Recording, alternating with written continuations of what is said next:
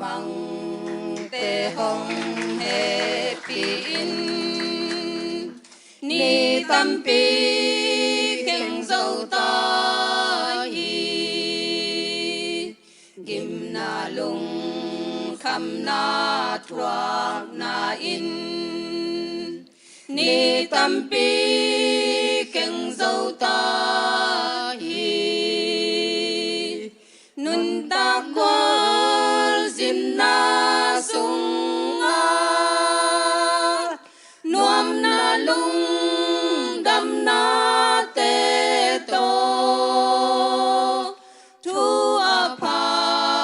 ka bo lu mo ni tâm pi khen dâu ta hi ni tâm pi khen dâu hi ni tâm pi khen dâu hi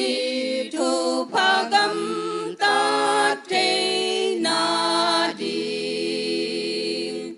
ni tâm pi khen dâu ta hi a mong na in hun be saken ni tâm pi khen dâu ta hi na mai riêng sang khoa vạc bằng hen ni tâm pi khen dâu ta hi lệ tung a đà na sung a lung kham na ca na ma na u nao te phong in la ni tâm pi khen dâu ta hi ni tâm pi khen dâu hi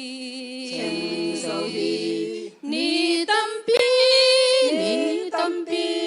khen dâu hi thu pa gam ta te na di ni tâm pi khen dâu ta hi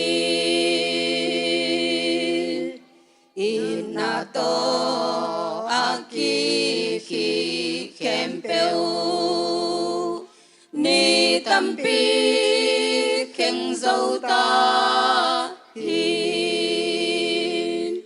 e te in inu sia ta hi ni tâm pi khen dâu ta hi khai chi pa ki tu khem peu a vak pa alim noayam hong pau a